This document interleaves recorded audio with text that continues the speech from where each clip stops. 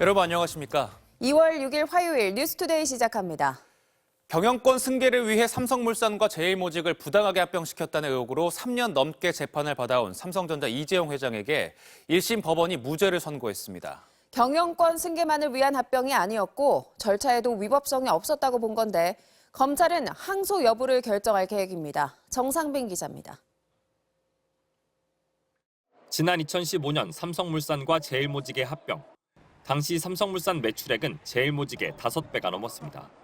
그런데 오히려 제일모직 주식 한 주 가치를 삼성물산 3주로 계산했습니다. 제일모직 최대 주주였던 이재용 회장은 통합된 삼성물산의 대주주로 올라섰습니다. 삼성그룹의 지주회사격인 삼성물산을 통해 그룹 지배력을 강화한 건데 검찰은 경영권 승계를 위한 부당 합병이라며 이 회장을 법정에 세웠습니다.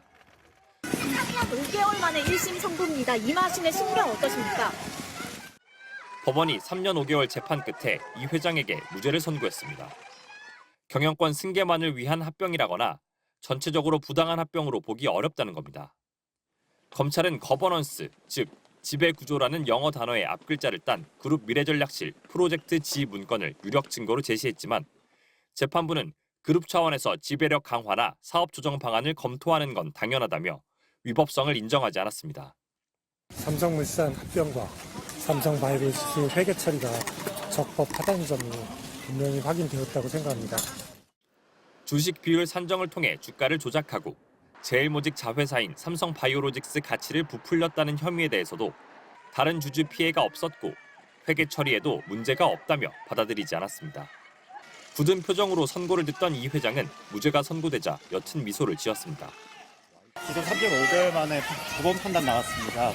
회계 처리 같은 게 직접 참여해 왔으니 한 말씀 해주시죠.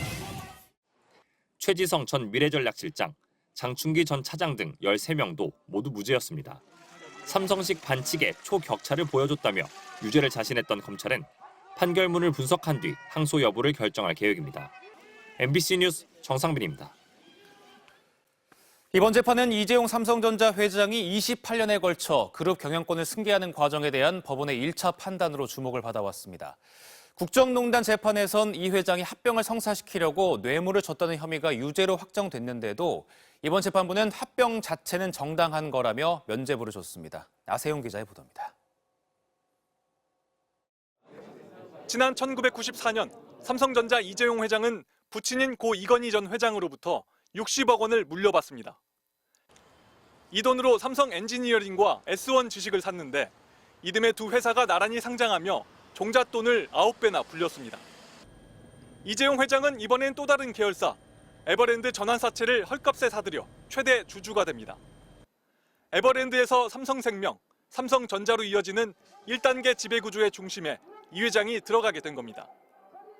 불법 경영권 승계라며 고발이 이어졌지만 이 회장 일가는 검찰 수사를 피했고 2008년 출범한 삼성 비자금 특별검사는 이재용 회장에 대해선 무혐의 처분했습니다. 저와 삼성에 대해 많은 걱정과 기대를 하고 있으며 잘 듣고 있습니다. 한 차례 면죄부를 받은 이 회장은 2015년 제일모직과 삼성물산의 합병을 통해 삼성전자 지배권을 더 강화하게 됩니다. 정당한 합병인지 논란이 끊이지 않았는데 국정농단 특검 수사에서 이 합병의 뒷배경이 조금씩 드러났습니다. 이 회장이 삼성물산 대주주였던 국민연금공단이 합병에 동의하도록 도와달라며 박근혜 정부에게 말 3마리 등 86억 원의 뇌물을 건넨 혐의가 유죄로 인정된 겁니다. 2020년 윤석열 서울중앙지검장이 지휘한 한동훈 수사팀은 이재용 회장을 다시 법정에 세웠습니다. 1994년 종잣돈 60억 원에서 2022년 공식 회장 직함을 쓰기까지 28년 승계 과정의 마지막 고리에 대해 1심 법원의 판단은 무죄였습니다. 근간을 다 흔든 심절이다. 근데 어떤 새로운 증거도 아니고 또 새로운 법리를 갖고 하는 것도 아니어서 좀 무리한 판결이다. 옛 삼성물산 소액 주주들은 합병으로 손해를 봤다고 여러 차례 소송을 냈습니다. 앞서 법원은 합병 비율이나 주식 가치가 부당하게 산정됐다는 판단을 내놨지만 이번 재판부는 다른 소액 주주들의 피해가 있었다고 보기 어렵다며 이조차 인정하지 않았습니다. MBC 뉴스 나세웅입니다. 어제 오후 충북 청주의 한 재활용 공장에서 큰 불이 나 5억 4천여만 원의 재산 피해가 났습니다. 경남 양산에선 빗길의 교통사고로 70대 여성이 숨졌습니다. 사건 사고 소식 백승우 기자입니다. 공장 전체가 자욱한 연기와 치솟는 불길에 휩싸였습니다. 매섭게 일렁이는 화염을 향해 출동한 소방대원들이 연신 물줄기를 쏘아대지만 불은 쉽게 잡히지 않습니다. 어제 오후 5시쯤 충북 청주의 한 폐기물 재활용 공장에서 불이 났습니다. 내 봤을 때 저 공장 다 타겠는데. 곧바로 관할 소방서 인력과 장비를 총동원하는 대응 1단계를 발령한 소방당국은 공장 내 가득 쌓인 폐기물들을 굴착기로 일일이 빼내가며 물을 뿌려댄 끝에 6시간 만에 불을 완전히 껐습니다. 당시 공장 안에 있던 직원 4명이 대피해 이 불로 다친 사람은 없었지만 550제곱미터 크기의 건물 한 동이 완전히 탔습니다. 또 나머지 한 개 동 외벽이 그을리고 작업용 차량이 소실되는 등 소방서 추산 5억 4천여만 원의 재산 피해가 났습니다. 소방당국은 작업 중 컨베이어 벨트에서 불이 시작됐다는 신고 내용을 토대로 자세한 화재 경위를 조사하고 있습니다. 이보다 앞서 경부고속도로 양산휴게소 인근에선 달리던 1톤 화물차가 갓길에 있는 가드레일을 들이받아 조수석에 타고 있던 운전자의 아내인 70대 여성이 숨졌습니다.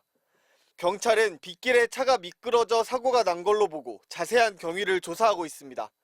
MBC 뉴스 백승우입니다. 2025학년도 입시부터 적용되는 의과대학 증원 규모가 오늘 공개됩니다. 현재 정원의 최소 50% 이상 늘리는 안이 유력한 가운데 의사협회는 증원 반대 기자회견을, 전공의들은 단체 행동을 예고했습니다. 지윤수 기자입니다. 보건복지부가 보건의료정책심의위원회를 소집했습니다. 핵심 안건은 의과대학 증원안을 의결하는 겁니다. 정부가 제시할 증원 규모는 2025학년도 기준 1,500명에서 2,000명 수준이 유력합니다. 현재 정원인 3,058명에서 적어도 50% 이상 늘리는 안입니다. 앞으로 10년간 의사 인력이 부족할 거라는 예측을 감안한 규모입니다. 의료 취약지구의 의사 수를 전국 평균 수준으로 끌어올리기 위해서는 5,000명 수준의 의사가 필요하고 10년 후인 2035년에는 1만 명 수준의 의사가 부족할. 위원회는 위원장인 조규홍 보건복지부 장관과 각계 위원 24명으로 구성되어 있는데 과반 참석에 과반 찬성이면 안건이 통과됩니다. 그간 증원에 찬성해온 정부 측 위원과 환자단체 연합회 등 소비자단체 위원들이 다수로 이뤄져 증원안은 그대로 의결될 가능성이 높습니다. 의대 증원에 반대해온 의사협회는 어제 긴급 상임위원회를 개최한 데 이어 오늘 긴급 기자회견을 엽니다. 말도 안 되는 숫자 파악 이야기하면 이걸로 됐습니다. 이렇게 해버리면 협상이 되겠어요. 우리도 정식으로 이의를 제기하고 강력하게 이야기를 하려고 생각합니다. 15,000명 전공의들이 모인 전공의협의회도 단체 행동을 예고했습니다. 자체 조사 결과 전국 140개 병원의 전공의 10,000명 가운데 88.2%가 단체 행동에 나서겠다고 답했습니다. 서울대병원과 세브란스 등 서울의 이른바 빅5 병원과 국립대병원 17곳이 모두 포함된 것으로 확인됐습니다. 실제 의료 차질이 벌어질 상황에 대비해 정부는 업무 개시 명령을 내리는 방안을 포함한 대응책을 고심하고 있습니다. MBC 뉴스 지은수입니다.